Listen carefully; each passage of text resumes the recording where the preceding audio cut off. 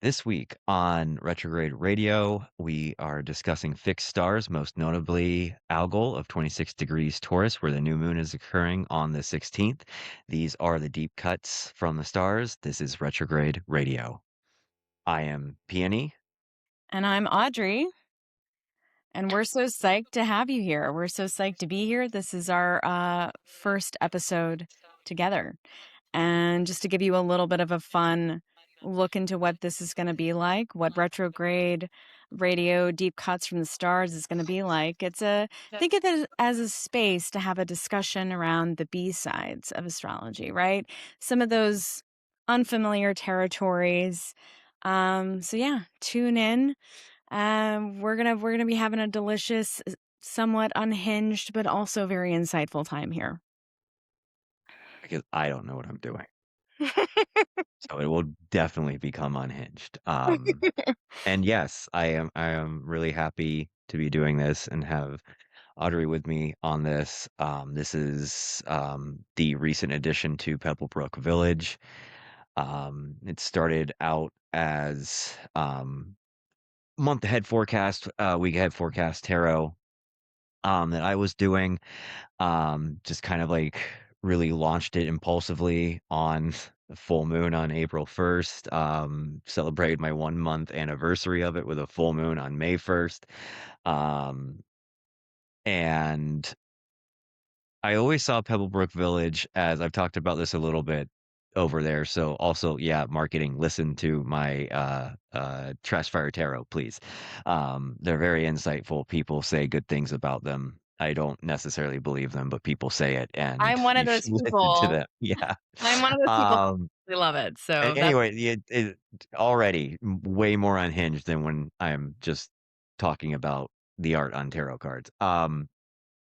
But it originally started as this physical community, whether it would be like a community center was shared spaces for people to have access to, um, or even like something built like a cohabited farm workspace for people to egalitarian working with the land, regenerative farming type stuff, which I think still, you know, big hopes that is where I see it going physically at some point. But right now, I've decided to kind of expand this in a digital space and have it be a digital village.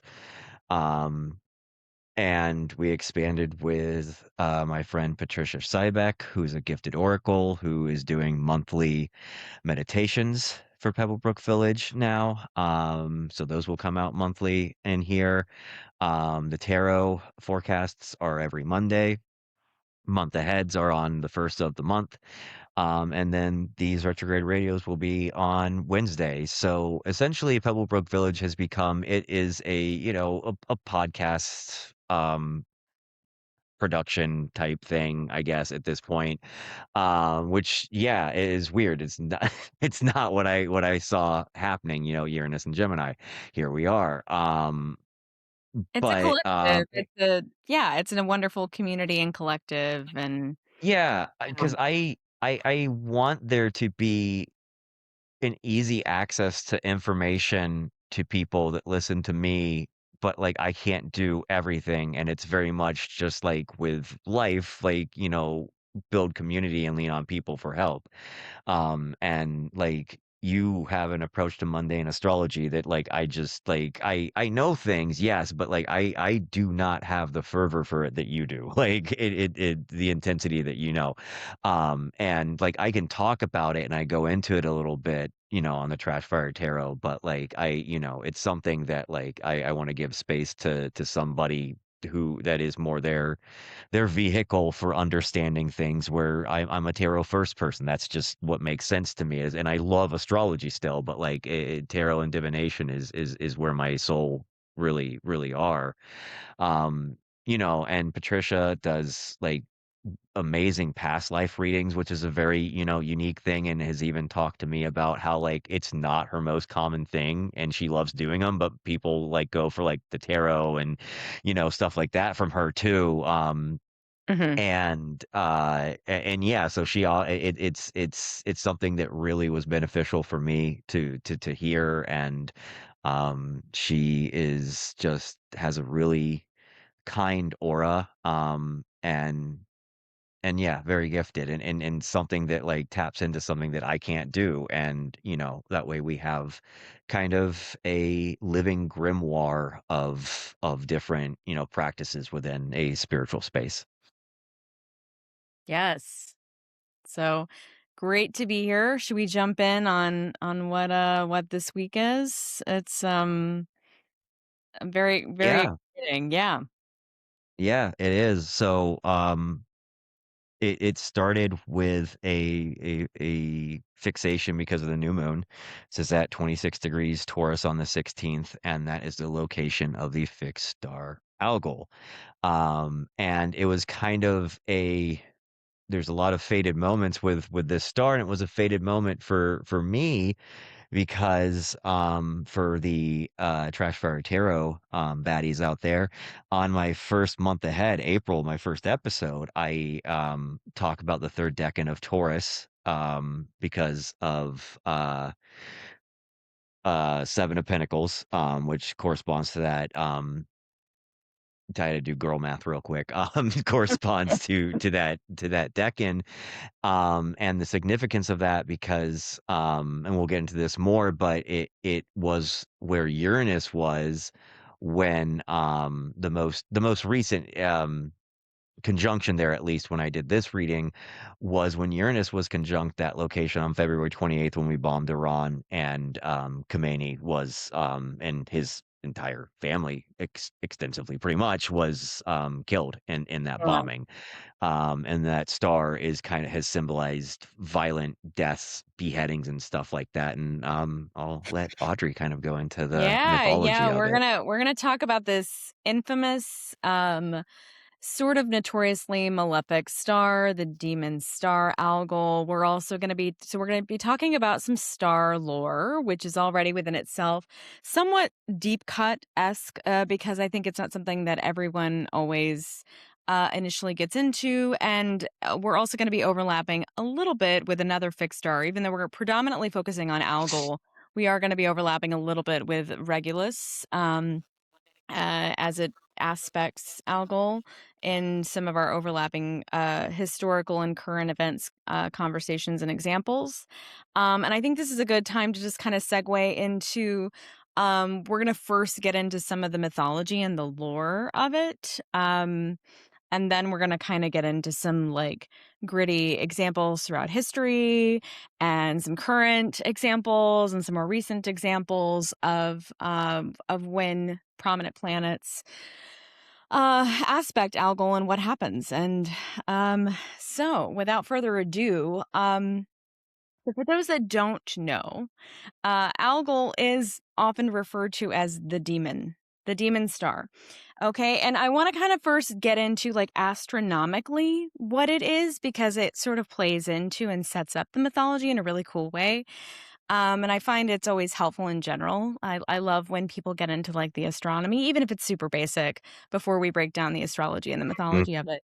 But it is the demon star, and it is astronomically like an eclipsing binary system in the Perseus constellation that we're going to talk about Perseus. And it blinks.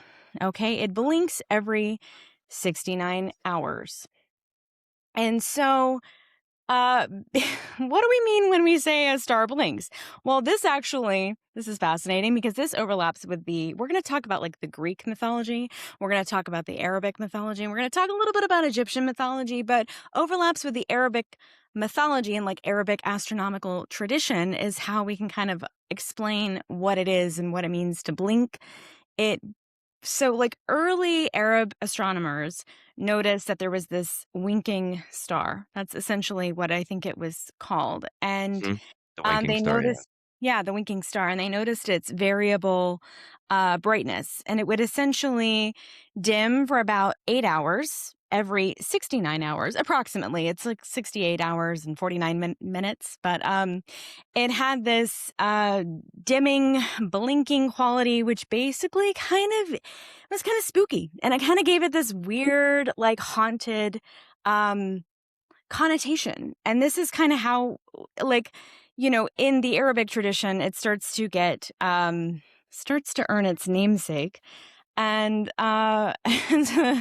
so in the Arabic tradition, and we're going to talk about the Greek mythology, but in the Arabic tradition, the name is Ras Al Ghul. And if that sounds familiar to you, yes, it is an overlap with pop culture. There is a little bit of a Actually, background. it's Ra's al Ghul, Raish, I'm sorry. and he Okay, trained Bruce Wayne, yes. Raish Al Ghul. But this is fun because the Al Ghul part, so it literally Yeah. translates to head of the demon or head of the ghoul. Okay. And as a little fun side note, because I really, we gotta get a little unhinged with our Audrey side notes here, but this is relevant. So for the other word lovers and etymology fans, the word ghoul itself has like Arabic origins and it stems from gala or khala. I don't know if I'm saying it correctly, and which basically means to seize or to snatch away. And the term ghoul, which has these origins in Arabic culture, didn't even enter English literature until 1786, and it was referring to a desert-dwelling demon from Arabic folklore that, haunted cemeteries, robbed graves, feasted on human flesh, just like ghoul stuff, just ghouling around, So these are some Yeah, of the, girl dinner. It's you fun. know, girl dinner, just feasting on human flesh, just a little bit though, like a mini little dinner of human flesh. So Let me this just is, have a bite, just one bite, it's fine. yeah, it's totally cool. You won't feel a thing. Um, So this demonic, ghoulish, demon connotation did, enter Western mythology, and it started to get a malefic connotation. But also, we'll talk about the Greek mythology. But I'm gonna take a moment. Do you have anything to interject? I'm kind of on a roll here. No, not with that. Okay. I found some stuff that's interesting on uh the discovery of it, but it pertains to like later on. So Okay. keep going through like the Okay. different regions and their yeah. Yeah. So we'll go through the different. So that's we kind of touched on the Arabic. In Greek mythology, it's, this demon star is the eye of the head of Medusa. It's pertaining to the head of Medusa. And so Medusa, who was a beautiful maiden, cursed by Athena, turned into a monster who had, I think this is the mythology that everyone knows, snakes for hair, and had this ability Yeah, it's to because turn. she didn't she have an affair with Neptune and that I pissed her think off or something so. like It's very, yeah. very messy. And Yeah, they were all sleeping with one another. It was like Fleetwood Mac, and they just all were getting pissed off at one another all the time too. I Like, mean, it's like Fleetwood Mac slash like Real Housewives of Greek yeah, mythology, like yeah. messy reality TV. Like when you get into mythology lore, you're like, what she do? What? What was she doing? Jupiter's What just did sitting there like, don't even. I had to cut you all out of my father's stomach. he? So Medusa, the messy bitch, she's just out here turning people into stone, as we know she does. And lo and behold, there is someone who does get the better of her, Perseus, who used a Hmm? mirror to avoid her petrifying, yeah, gaze. And yeah, he killed her. And these are the beautifully violent, beheaded overlaps of the Yeah, lore of it, Algol. it, it's the severed head of Medusa. It's a severed head. It's Yep. And so we've got a couple different demon head, monster head, right? These are great metalcore band names if anybody's looking to, just make sure it hasn't taken, or like punk, like post-punk, dark wave maybe. I actually am working on a playlist. Yeah, Yeah, I'm working on a playlist. It's like a metalcore Algol playlist. Stay tuned. Um anyway, Um, and so, yes, we are establishing that Algol, she's got a bit of a reputation, right? She's a bit of a baddie. to say the least. This has got some serious malefic overtones. However, I do want to say, and again, I'm not like an expert in any of this. And if you have other thoughts, feel free to let us know. Come hang out with us on Threads. We'd love to hear from you. By the way, amazing community building over there. I'm sure a lot of you who are going to be tuning in are our friends and friends over there. But feel free to let I'm us know. nodding. I just realized some people might only be listening to this, so I should But one of Yes, the do other that. Yeah, come hang out with us. So one of Mhm. the other mythological, overlaps that we're going to talk about is Egyptian tradition. And so it's my understanding that it was like Horus's eye. So it's interesting the sort of different overlaps because we've got like Medusa's head, Medusa's eye, like there's different, different takes. But it was associated with like this all-seeing eye of Horus, and it had this like protective force, and interestingly enough, there is some like sort of positive connotations in the Egyptian tradition compared to some of the Arabic and Greek stuff. There was like uh it did work as like a protective force, and it had like this symbolization, symbolic overlap with like divinity and kings. But the omen of the Mhm. misfortune really came in when in its dimming phase. So when it would dim, that Yep. was ominous, and that within Yeah. itself was I ominous think even in the Arabic, they talk about how it's, like, most potent and most malefic, in the when it's dim. dimming. Yeah. Yeah, which is every 69 hours. I Yeah, well, and then also, it's most powerful when something is conjuncted. Like, squares and stuff Of aren't going course, to I and that's what unless we're there gonna get it's into. something is squaring something that is conjuncted, then that's a story, but, like, yeah. Yes, and that's exactly what, we're gonna talk about is how it interplays with transits and what that shows up as. But yeah. So that's a little that's a little lore for you for now. I think the East Asians had probably the most graphic name for it, though. I can't remember Oh, yeah? the Chinese name, but it was like the pile of bodies. It's Oh, like yeah. and it was like just another, because something we'll get into, Dick Cheney has a prominent, and it comes up in that his MC is on, 26 Taurus, and he is responsible for a pile of bodies in And a so war does that he started, um, that war started in 2003 and is honestly, I mean, we're still kind of, like, in that war to a degree, the, like, Cold War of resource, that got hot again, but also getting ahead of myself. But yes, Yeah, the pile of bodies. Yes, and also Trump has Algol on his MC, right? Squaring his ascendant. Mhm. So we'll get into all of that too.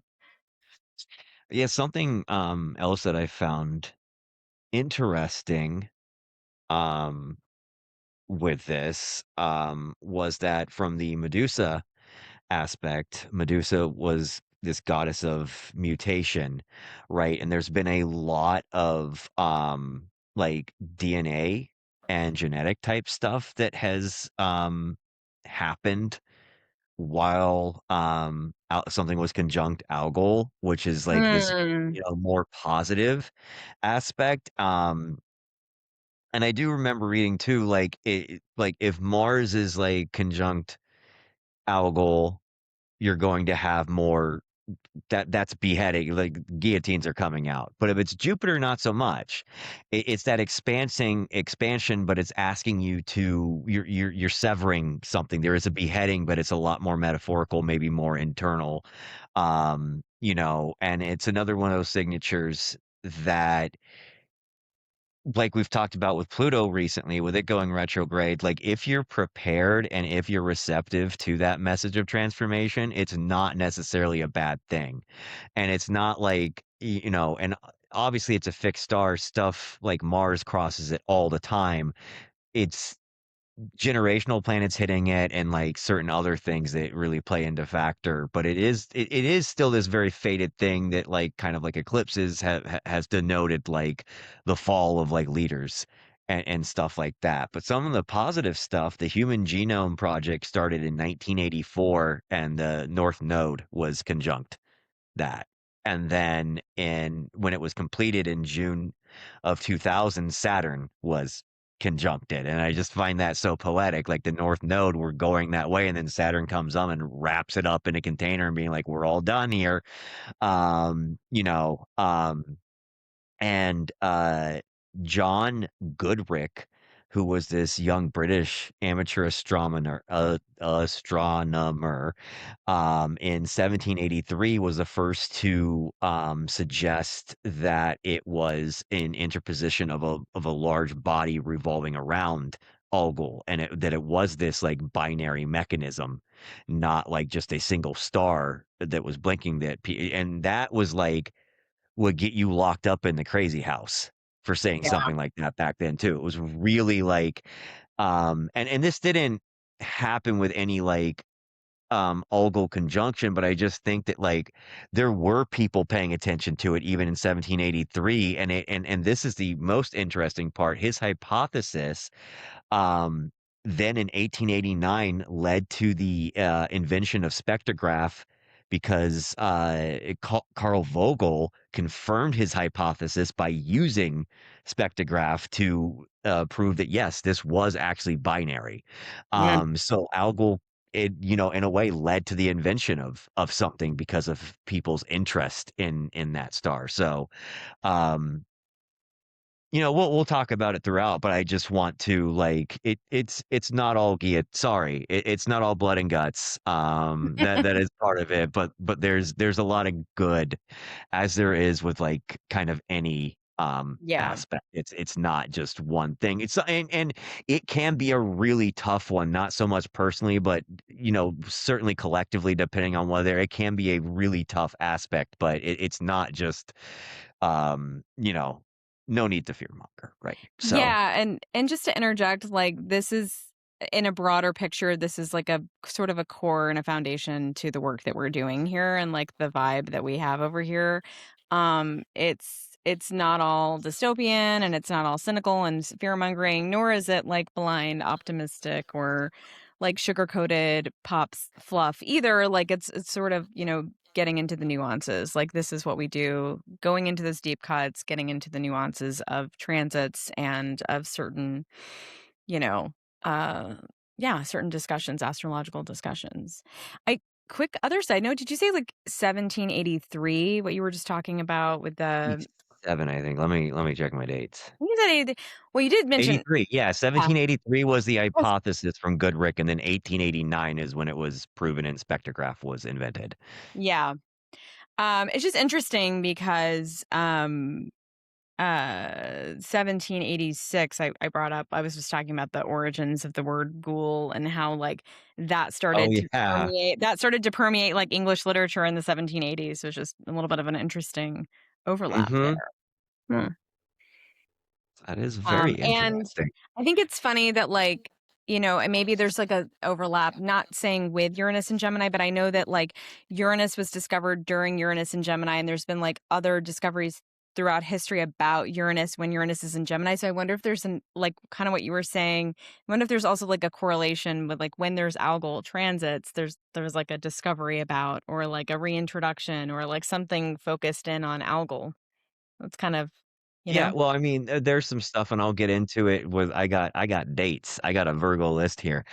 Yes, you But, do. like, there's obviously stuff during World War II, before it goes into Gemini, there are some key moments that happen when Uranus is still in Taurus in that, 3rd decan, like, on in conjoining Algol, that really sets the stage, for what is to come in that theater.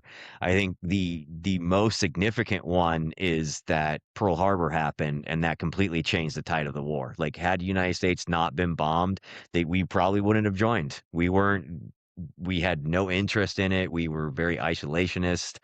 at that point, and, yeah, and so, we can't say for sure. There could have been any number of things, right, that happened that pushed us in, but the history we have to go off of is, Pearl Harbor happened, Uranus conjunct, 26 degrees Taurus, and that was the event that pushed us in, and, Hitler's army could not withstand those forces anymore. Yeah. And I mean, we barely, even with the United States, like, Normandy was a almost disaster, until it wasn't. I mean, like, had the United States not joined, I don't know how that would have went. Not, and I don't mean that in a hurrah, yay USA way. Shame on us Sure. for standing out for so long. It's just more the significance of Pearl Harbor happening, and that really did change, the way that war went. Yeah. And so you like you said, Uranus was there at, I guess, 27 degrees Taurus, Yeah. and Saturn was also not exactly, but Saturn was at 23 degrees Taurus, actually, I believe. So that's also significant. So Yeah. definitely, yeah, definitely related to the Algol, and sort of changing the course of, history and world history and the history of the war. Yeah. There's a lot of interesting ones. Some of the stuff I have, we're not gonna go into every single person that has, like, an algal thing, but, like, should I just start my Yeah, go in. okay, Um, cool. I'll start with some of, like, the not, like, dated stuff, but, Stalin, he had his Pluto conjunct Algol, and, another big player in World War II. It's something you see. There's a couple wars where, a lot of key players have something important on Algol. Um, Joan of Arc was burned at the stake during Jupiter Algol conjunction after it had just Jupiter had conjoined her, natal Saturn. wow. Uh, so she had this Jupiter Saturn, and Jupiter, like I said, it's not necessarily a going to be malefic or hard, but that was a very, expansive spiritual moment in the significance of what that was and what her sacrifice was. So the Jupiter part of it makes a lot of sense. It's not Yeah. wasn't Jupiter punishing her. It was just kind of like how the cards, how that played out, but it was still very Jupiterian in that she had Jupiter and Saturn like meet up, and then when Jupiter conjoined, Algol, like that happened. Well, that's interesting that you bring up the Saturn connection, because Saturn has this endurance, right? It has this persistence, Mhm. longevity, and Jupiter can sort of, particularly in the Piscean sense, it has this mythology and this sort of like, um, larger than life, cosmic sort of mythological thing going on. So when you put those two together, Jupiter and Saturn, Joan of Arc's name and, like, the mythology and, like, the lore Yeah. surrounding Joan of Arc has, like, endured in Saturnian ways. So that's really fascinating. Yeah. Oh, yeah, and you think is Saturn and Taurus, like, slow and steady. Right. We'll build the yeah, yeah, very intentional. Um, what else? Terrorism, fun conversation. So I don't have, like, all the specific things for this, just these are some events, that, because there's some other stuff that kind of ties into, like, where I'm trying to get, by the end of this, but, the Boston Marathon bombing, the event chart has, Algol signatures, one of the brothers who was one of the bombers and one of the victims. The Benghazi, Libya embassy massacre had a significant Algol, aspect, and then both the World Trade Center bombing, the event chart for that, and Timothy McVeigh, had significant Algol, aspects. And so there is this, especially Mars conjoined Algol. So, if you know people with Mars and Taurus, they might be a serial killer. according to just kidding. But, that Mars conjoined We are that Mars joking. We don't yeah, say yeah, so joking. But Mars conjoined, Algol can, it has been a common thing with, like, dictators and, like, serial killers, violent, and also, it has gone the opposite way with people with Mars conjoined Algol as well, where, like, they have had a very sudden and violent ending. Like, not like health related, like, right? Like, you just randomly get hit by a car or something one day, and that's it. And like, yeah. So, all right. What else was there? That was the executions of Charles the First, 1656. I didn't write down the year. The transiting Mercury conjoined Algol opposing his natal Mercury and Sun. Sun being the body, and so that kind of like conjunction. I guess Hermes was bringing a message of sorry, Charles, this is it for you. But that opposition of the sun, um, Anne Boleyn, her Mm, her mm. son was natal sun was 26 degrees Taurus. Obviously, we know what happened to her. That's one of the very literal ones. Well, Charles too. Charles the First was also beheading. And then Yeah. Oliver Cromwell. I can't remember how he went, but it was a Saturn. It was a Saturn Algol conjunction. So And interesting, Hurricane and Hur it quite literally results in beheading. yeah, It's yeah. Hurricane Sandy is another event. Its Mm, ascendant and Black Moon Lilith are on 26 degrees. mm. But Looking at all yeah. right. So, we have another moment of Uranus conjunct Algol in Wait, just a 1850. quick Yeah. side note. You said you No, weren't sure about Oliver Cromwell. I just looked it up. Yep, his head was cut off and displayed on the roof that's right. I of couldn't it was remember if yeah, I thought it may have been worse, and I was like, I don't know if I want to talk it. I couldn't remember if he was like quartered it and was completely like just the head. it was displayed on the roof of Uh, Westminster Hall, just the and it head. I mean, that guy remained was there. what a It twat. I mean, remained there for a very long time. yeah. Like, he was I mean, that's crazy. Yeah, like, for what, like, 20 years? That's nuts. Anyway, I mean, well, the yeah, lesson that here is is the don't most be Oliver Algol that is the Cromwell. most literal Algol thing. Yeah. Yeah, and I think there is this karmic thing about it too, though, because we talked about the Saturnian energy, right? So Mhm. if you're gonna be someone like Charles the First, or I don't know that Anne Boleyn deserved that, but like Oliver Cromwell certainly did. Um, it is sort of like you're just reaping what you sow with that energy. And I think Yeah, had he severed himself from the toxicity that he was so embedded in the imperialism and the everything, it may have gone differently for him because the people did it right. Like that wasn't necessarily like sudden and unexpected. I wouldn't say, but it was definitely very violent, and it falls in the lines of beheadings. But it is kind of karmic in the sense that like he made some choices in life that led to that sure. led to that result.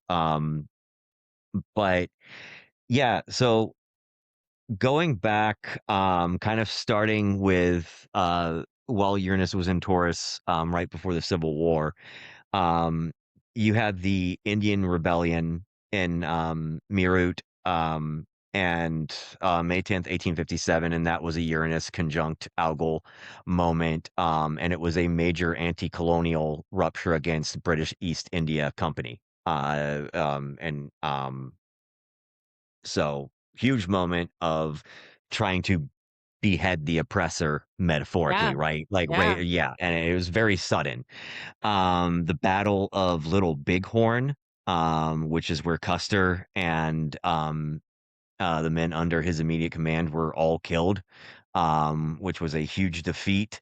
And that was a Pluto conjunct Algol. Power struggles, power shifting, Yeah.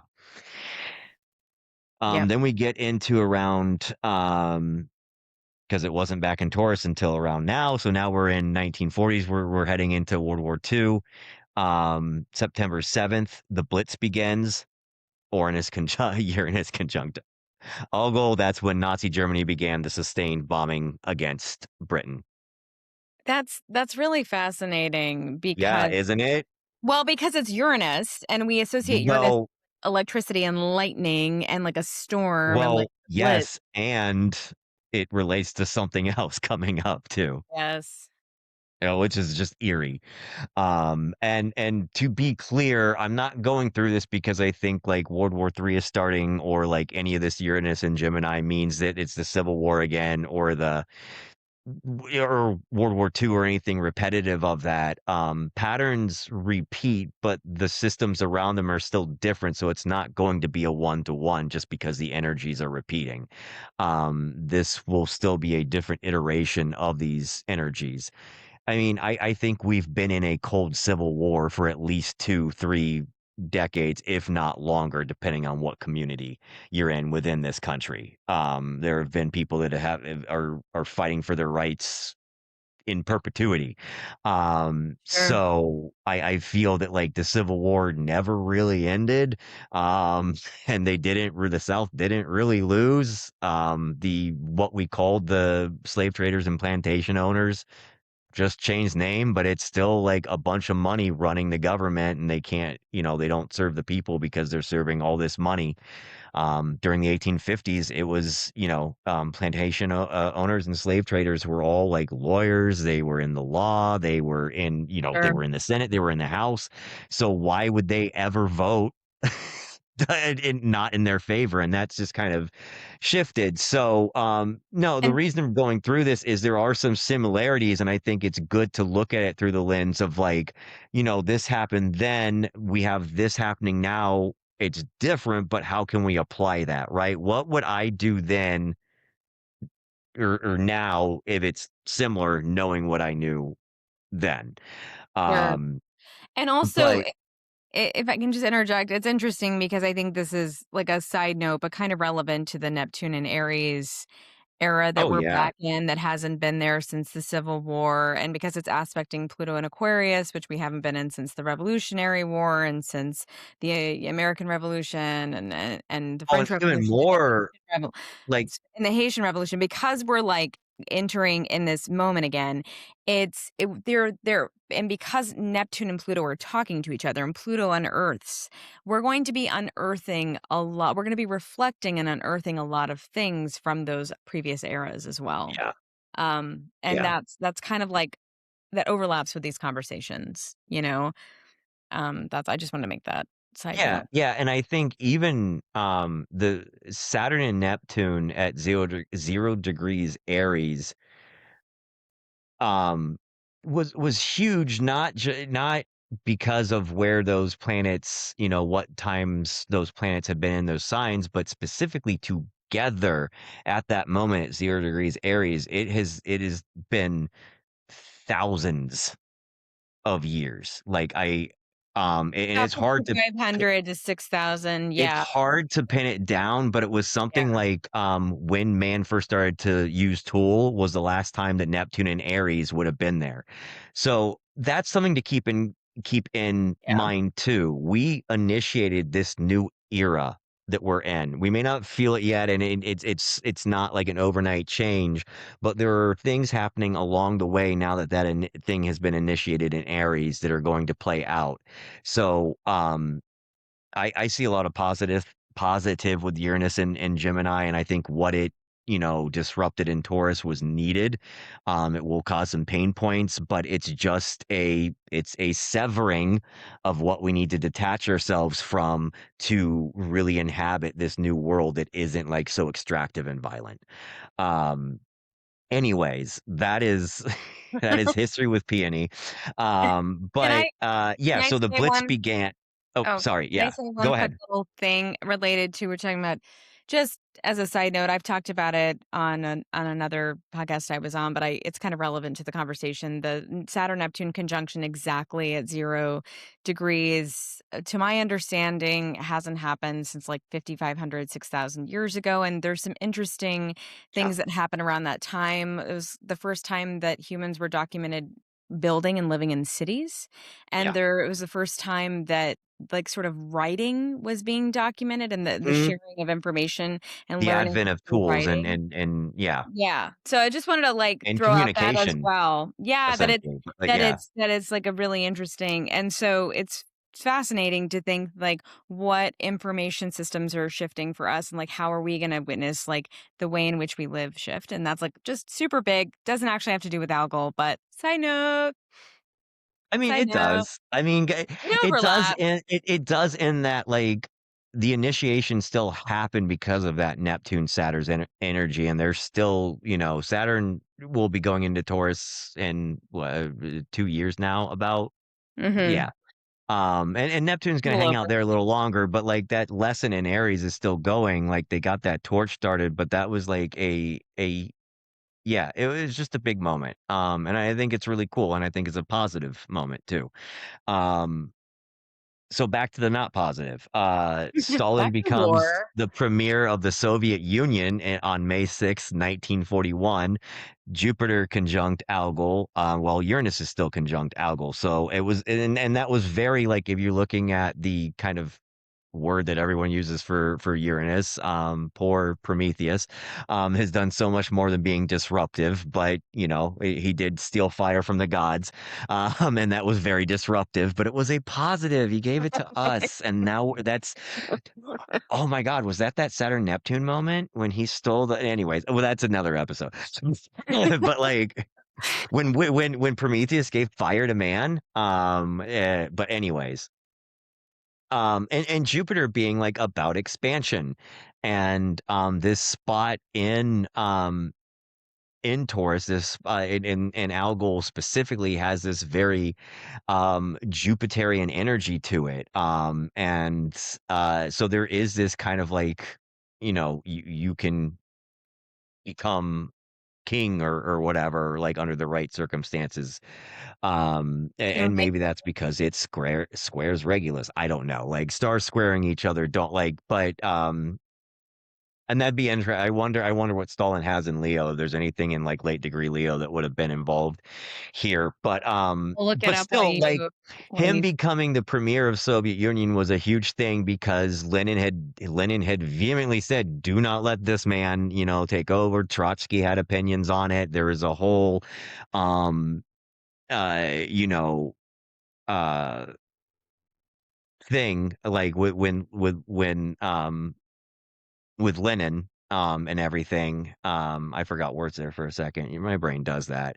But I mean, yeah, so you had this Jupiter Uranus conjunction on Algol, and things did not go the way that like the previous leader of Russia had the Soviet Union had seen it, and it was another moment that was shifted the war in terms of World War II.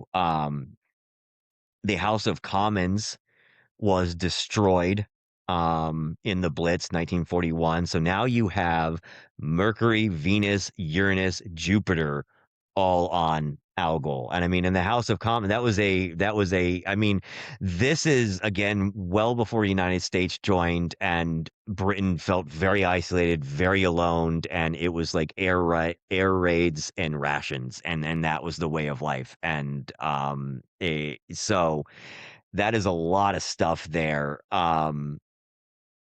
just piled up when that big thing happened. Yeah, that's huge. The senior Nazi officials coordinated implementation of the final solution, while Uranus was conjunct Algol on January 20th, 1942. And then you had the RFA, which the Royal Air Force bombing of Lübeck, which was a decisive victory for British forces. And the raid severely damaged their historic centers and helped provoke the Baedeker raids. which just threw more turmoil into Germany at that point. But interesting enough, there is a woman who died in these raids who had her natal sun and Pluto conjoined um, uh, Algol. Yeah. Her name was Elizabeth Eberton. She was a graphic artist, writer, and astrologer, and famous for predicting the rise of Adolf Hitler. Wow. And And she that went out is one of those, with Algol. and so she knew too. She knew about the correlation of Algol, right? And Wow. actually had been warned about the potential bombing of Ludwig and still like hung around and like chanced it. But eh, I Wow. don't think like in a like a cocky way, right? I think like probably more so in like in I wasn't there, but like in a like that she wasn't gonna like run and hide from chance just because of an astrological placement that could have significance on any day, and it was active wartime. So who knows? But I it's Wow. just funny that the woman that like obviously because that's not why the RAF targeted that. She just happened to be there, and she happened to be the woman that through astrology had predicted his rise of power and discernment of history. But um Fascinating. Yeah. Then we had the Trinity nuclear test, which was Mars conjunct Algol, and that's when we tested was the first detonation of a nuclear weapon in New Mexico, and it's almost too on the nose when there's a new destructive power that enters the world. Um, with Mars being there. So you have war and you have this signature of violent endings. And we created that Which is what Mount interesting because it was when it also happened during Uranus and Gemini, and I know that Chris Brennan and probably Austin have made and actually it might have been Nick Best. I'm not sure which episode it was, but I know that Chris Brennan has talked about nuclear power, nuclear technologies relating to Uranus and Gemini. So this is like an interesting secondary transit to sort of bring to this conversation, and in addition to what we've already kind of are discussing in our community about Uranus and Gemini being related to nuclear technology and oh nuclear yeah. weapons. Yeah. Um yeah. And then we'll get into something specific here. But a few others that stood out. They all kind of correlate, but like some of these more than others. May 6th through the 11th of 2024, there was a Jupiter conjunct Algol, and that's when Israel began evacuation operations in Rafah. Um, so expansion, right? The Trump assassination attempts or Mm. attempt. I don't know about the most recent one. Would anything series would have been on Algol close? Well, close. She's close right now.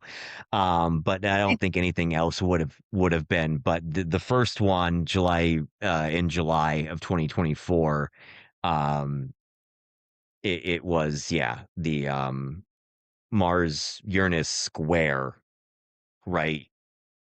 Yeah, I believe so. Is it square or was it a conjunction? You have conjunct in your well, Uranus was conjunct Algol, right? yeah.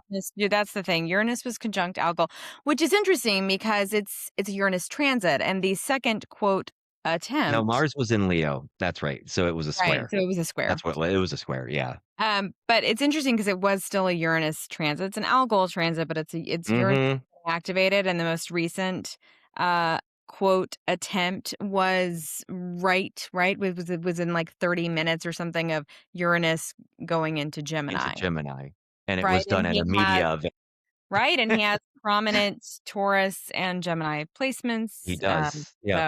So this is an interesting, so it's something to note for sure And that then so yeah, the Uranus conjunction. So the big one to me, you have the Blitz started. So bombing starts, and then now February 28th, 2026, Uranus conjunct Algol, and U.S. Israeli strikes yeah. Iran. Bombing starts. Um, So, I mean, it's tough, you It's know, when you relentless. It's a y relentless form of bombing. It's yeah. like we're talking Yeah, and like I said, unfortunately, like, it's carpet it's bombing. not just malefic, like, you know, so, like, there has been, like, some good signatures with it, let's see, what else was there recently that was related? Um, Well, in February, the US-Israeli strikes on Iran, right? I mean, that's those yeah, well, but related to that, while Uranus was conjunct Algol in, 2024, mm, um, Ishmael, Haniyeh, Hamas leader, was assassinated in Tehran.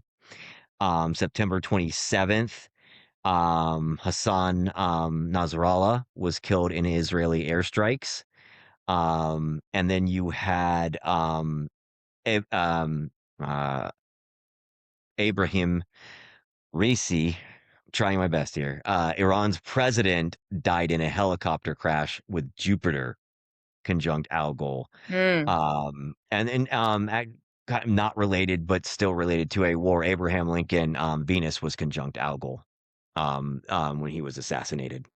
Um, Oh, yeah, and can I speaking of assassinations, and, like, leaders, prominent leaders who end up becoming assassinated, is this a good time for me to jump in with MLK and Malcolm X?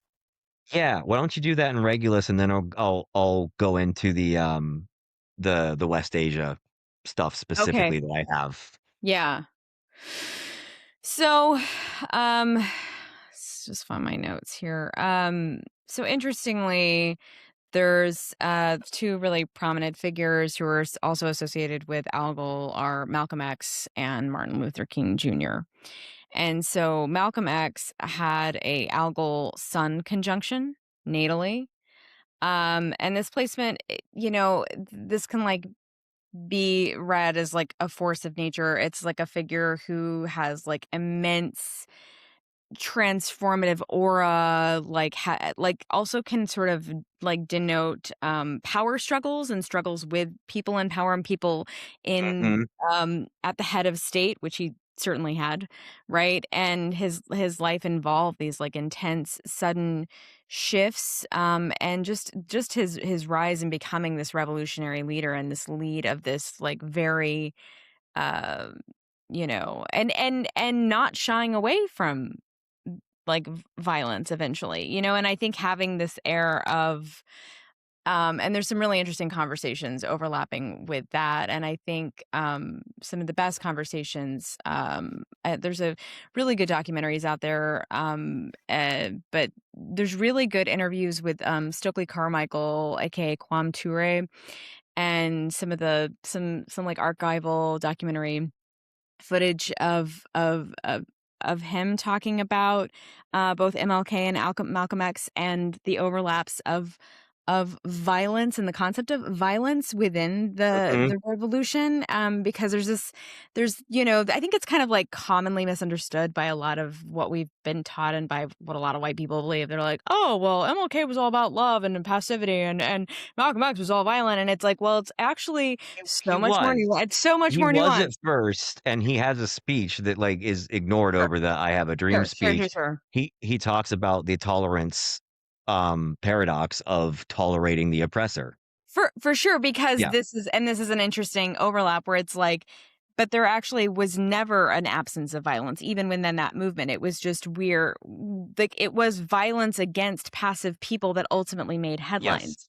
And this is something Yeah. that I think Yep. Kwame Ture talks about as well. Anyway, but there's Use this their interest violence against them. there's this either way, both figures revolutionary in different ways, different approaches, but ultimately violence was still at the core of their ethos, their persona, the movement, what people were enduring and experiencing. And of course, ultimately, both of them being assassinated, right? Yep. There's that. So MLK had Algol conjunct his North Node. And like this is again just like that destined point, that destiny point, um, being a very public head of a movement. Um, yeah, and so I just wanted to, like, talk about that a little bit Yeah. yeah. And he was very Taurian and Venusian Sure, about it, even though like you said, he did not denounce violence the way that like it's talked about that he did. It sure. wasn't this him versus Malcolm X. They had different, you know, philosophies for sure. They weren't opposing forces. Right. You know, I Malcolm not Malcolm, but MLK was very much about like, okay, we're being filmed, film them being violent on it. Get like be peaceful and let them break and show the world like you know who these people really are. Mhm. Um, but like you said, it was never nonviolent. For sure. Yeah, Uh, there were a lot of like celebrities and leaders like that that I came across that had you know, but, like, we only have so much time, and I yes. couldn't go into Yes. every interesting person that died in a weird way and had a signature on Algol, but, like, it is out there, like, there's some, like, the, one of the founders of the Rolling Stones, he had a yeah, so, you know, it's Well, neat, yeah, look in you know, if you wanna look he into it, died yeah. by drowning? What was the Yes. Yeah, yeah, I right. think I think it was, And I yeah, was looking at your research. That's crazy. Anyway, just um there's so many famous and fascinating examples of like notable deaths, violent deaths, and you know, it's significant. What else would I was gonna oh, so the other thing that we wanted to touch on is again, we've our primary focus has been the fixed star Algol, but it does aspect Regulus. And I did notice a few months back, kind of leading up to maybe it was around the time that Israel and the US decided to attack Iran, but I noticed that Netanyahu and Trump both have Regulus conjunct Mars natally. And so they have different charts, they have different houses that these fall in. But and Trump's of course, you know, he's Leo rising, and so he's got that Leo rising anaretic degree, which is also I think we mentioned already aspecting Algol, and Algol is mhm. conjunct It's his with MC, right? MC. Mhm. Yeah, MC. like Yeah. Dick Cheney. That's what I'm saying. So you brought that up and I was like, Yeah, interesting. well, I'll close on that stuff, but yeah, yeah. Yeah. No, it is interesting, because I looked at, Netanyahu's chart, and there's nothing, like, in Taurus. I think it was completely empty, but, like, he has the regular stuff. Um, Big Yeah. Libra system, boo. Not Yeah, and you do Sagittarius not get to stellium be in in the the Libra first club. house, Sagittarius stellium in the first house. We're gonna Yeah. talk more about I think we're gonna get into that a little bit whenever we're gonna do an episode on the full moon in Sagittarius, and Mhm. so That'd I be a think good time. I think we're gonna dig into Netanyahu a little bit more there because he has, some interesting Sagittarius stuff going on, and kind of a tarot I know, it's fascinating that he is a Libra, right? It's, like, wild that this person It's embodies not. all I mean, yeah, honestly, like, it's some of the planets that are there, like, it's not, sure. like No, I I mean, know, every but sign has a shadow sign, and, yeah, like, he from his perspective, he is bringing absolute justice, and sure, he's justified, and, you know, it's perspective, and he's wrong, he's a ghoul, to use the word, but, yeah, he doesn't think he is, so, sure. Anyway, whatever. just Yeah. fascinating though. But, It is all yeah, about so, perspective. uh, Cheney. Good old Dick Cheney. We will never escape that man. Um, Heritage Foundation, you know, so very tied to like where we're at now. A fun fact, they also wrote the a lot of the ACA. People don't know that. Anyways, that's a political rabbit hole we can go down later. But looking at Baghdad and Tehran as places and their mundane charts, the things that stood out, Baghdad has, Saturn and Uranus conjunct Mhm. Algol. Their sun is in Leo in the last, in the third decan, so it squares that conjunction on Regulus. And there's a lot of crossover with Regulus, minded people and Algol minded people in that region, right? And then Pluto in retrograde Scorpio, um, opposes that conjunction and then squares the sun in Leo. So, um, Tehran, now this is the post revolution. So this chart would be April 1st, 1979. Moon conjunct Algol, opposite Uranus retrograde in Scorpio. They have a moon Uranus opposition. And we don't really do, like I said, if it's not conjunct Algol, right? But just for the sake of this conversation, Uranus is opposite where it will be on February 28th of this year when the Yeah. bombing starts. And it was, the moon is of the people, and Uranus in retrograde was opposing that moon, or is opposing that moon in their chart. They have an exalted Jupiter at 28 Cancer that sextiles that moon.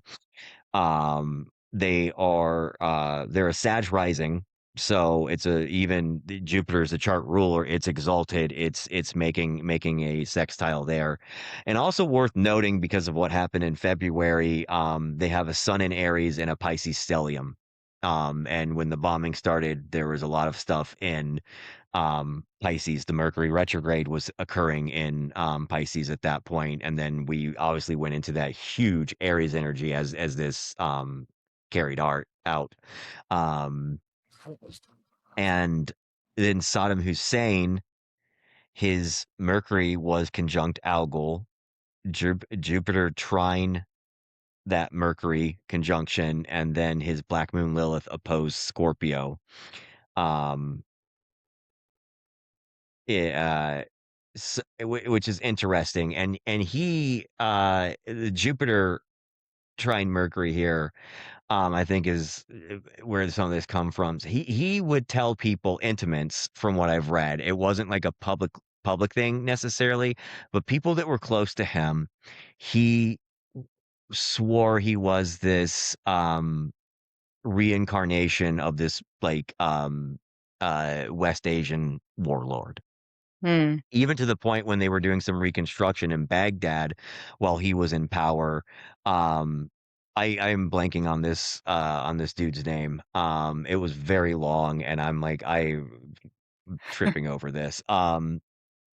But there's a plaque when they did reconstruction in Baghdad that said from the reign of him to Saddam Hussein, and he really saw himself as um this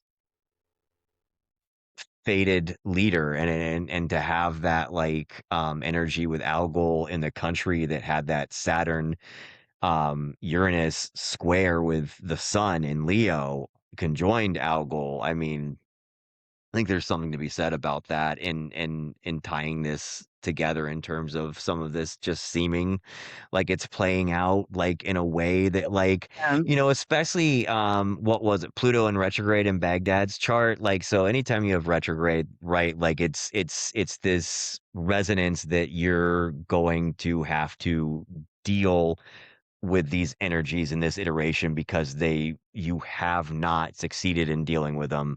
You haven't been receptive to them in past iterations. And so retrogrades can show up in charts sometimes because it's that kind of resonance from past iterations of this is like not as going to be hard, or not that you've failed, but this is really important in this iteration. You just haven't gotten it yet, and that you have a huge antenna for this in this iteration, and for what Pluto being in its home sign by modern astrology in Scorpio and retrograde, it is very much about power struggles and wealth and extracting, and kind of like even the people, right, because it's opposing boundaries and disruptions in with that Saturn Uranus opposition, and Saturn rules that kind of opposition energy, and so you have this very Saturnian relationship between that with, like, this whole, like, what Baghdad was founded on. Mhm. But, um yeah, and then, Dick Cheney had his MC Uranus conjunct Algol, so his Uranus is also there, and he played a big deal into, this expansion. It was very imperialism. They lied. That decan of Taurus and that part of Algol can be symbolic of, like, gases and stuff too, I was Mhm. reading. Mm. Um, um and it's just really funny that the whole crux for starting the war in 2003 Yeah. was, "Oh, they have chemical weapons and weapons of mass destructions," and it was a lie. It was a farce. Um, but it really set the stage for this, struggle of resources in that area that is still ongoing, when Uranus, like with Dick Cheney, like with And where was Baghdad. Pluto at that time? Do you happen to have a I'm just curious because For Pluto what? it would have been in Aquarius. I wonder if it was Yeah, after. it still probably would have been 4 degrees Aquarius at that point, Oh, maybe 5.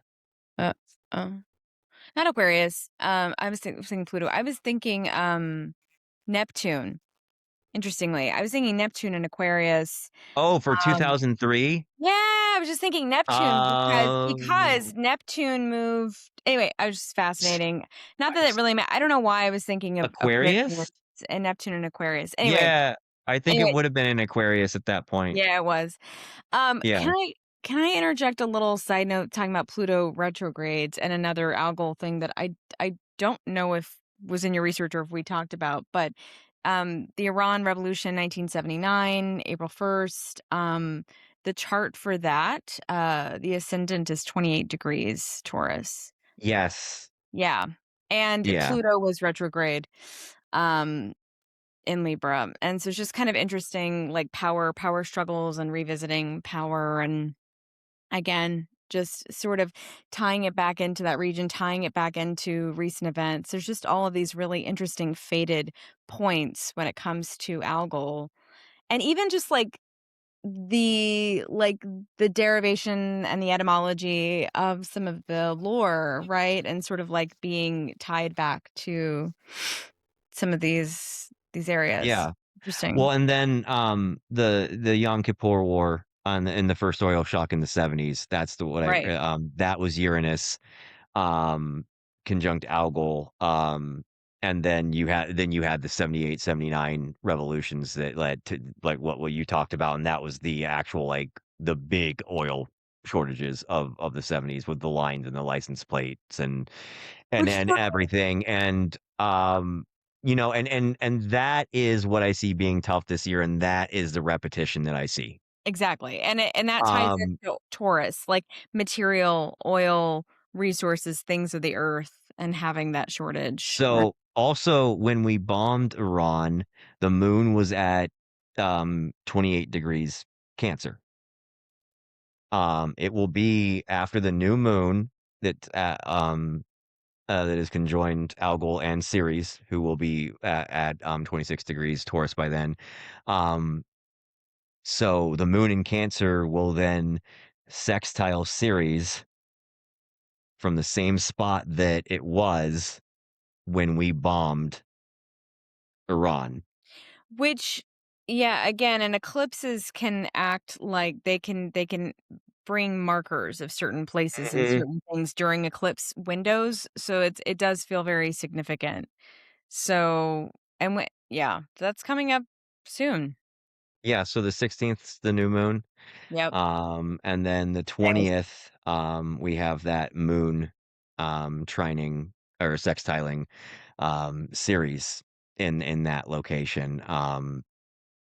And then that was who's someone had something Which, in I mean, Cancer. I I think we thought talked was it about on the Jupiter in 20th, we Cancer, also but talked about Mars moving into Taurus. yes, Mars moving into Taurus. Mars, what I mean, Significant, which is what we've noticed is really significant in Mars history. and Algol and Yep. will Mars, like, because again it passes. and makes a conjunction with Algol like every year. So will that be significant? Maybe not on its own. I see Mars and Taurus being troublesome. Yeah. Just because it's very volatile from being an Aries, and it's coming it's a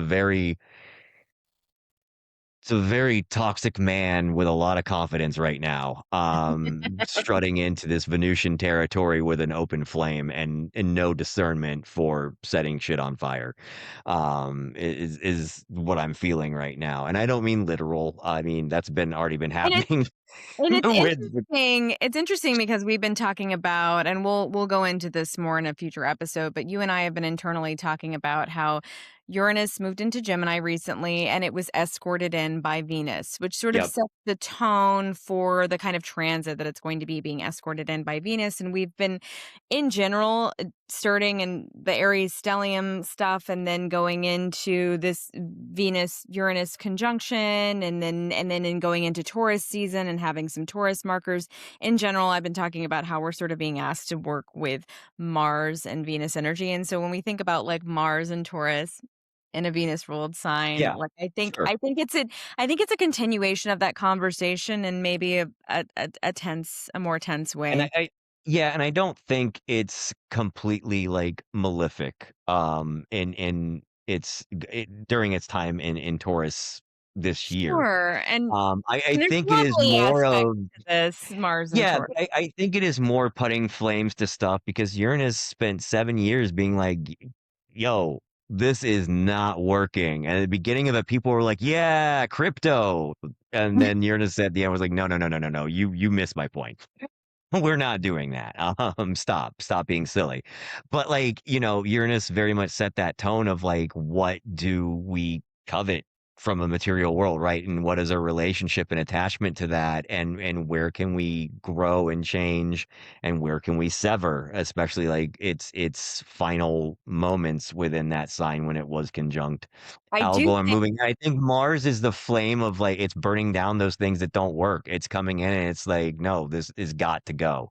Well, and we have to talk about the traditional and Hellenistic significations of Mars being associated with knives and cutting and literally Oh, severing. And so I think it begs so when yeah. Mars in Taurus gets together with Algol, which both of these things have signification of severing. There is Mhm. it literal, is it metaphorical? What we shall see, but in some cases it can show up quite literally. Mhm.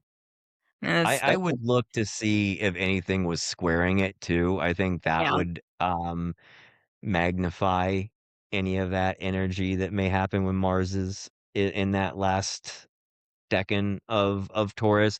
But I think too, similar to eclipses, Uranus being at that anaretic and I've described it as its time on Algol was very kinda, upsetting, if we wanna look at it as like, an entity, right? Was upsetting, and by the time I got to the 29th, it was an enraged, disgruntled, exhausted bull in a antique shop. Mhm. And, Mhm. it really took that Venus to kind of soothe it and get it into Gemini, where I think it feels a lot better. A lot Yeah, better Uranus doesn't able to like do what it wants to do right now. yeah, I mean, Uranus by default didn't love being in Taurus, right? Because it's Right. Taurus by nature is fixed Earth, right? And And Uranus it's wants to slow move. and Uranus is steady, hold the revolutionary, course. right? And so there with we I think in general it's kind of funny because I think in a strange way, I think Uranus and Taurus readied us all for this experience of the Mars Saturn stuff that we were going through. Because Mhm. when in April, because Mars and Saturn is like brake on the gas, foot on the brake, foot on Yep, the gas, like, but at the same time, yep. you can sort of have that correlation, and I think there's a little bit of a similar thing with Uranus and Taurus, and so now that it is in Gemini, yeah, it's moving, and we will be moving with it, so to speak. But anyway, disruptions. We'll talk about that next time on another Well, episode. my cat has something stuck to her whiskers. she's not a mischievous she usually just stays on the bed all the time, so I'm trying it's I'm sure she's fine. Um, So so but, I yeah, and so with that, like and kind of, like, wrapping this up now, you know, it next week's episode and that kind of segues into, Mercury's gonna be meeting up with Uranus there, in Gemini, and it is, and it's home, it's back home. Hermes is back home. yeah, And that'll be the first time Hermes has met, Uranus, um, the grandfather of Zeus, if you will, but, in some, and then, the fire guy. Why can't I think of his Prometheus. So Prometheus. it'll be the Go first for it. time that, like, Hermes has had this conversation with this Prometheus-like energy in its home turf in, Right? 84 years. I mean, which Yeah. for most of us, this is a first in a lifetime. Right. And we're going to be getting into when we talk about the full moon, that's going to be like not by degree, but by sign, like an opposition to Uranus. That'll be the first kind of in our lifetime, right? And so in some of in many of our lifetimes. So we're going to talk about this is just a little teaser. We're going to be talking about like Mercury and Mercury lore. We're going to be talking about the full moon in Sagittarius. We have a lot of amazing stuff, and this is just the beginning. It's gonna get so good. We've got a lot coming up that you're gonna really wanna We sink your do. teeth into. We do. Alright. We did it. Yeah. Boop, Thank boop. you. We're high-fiving.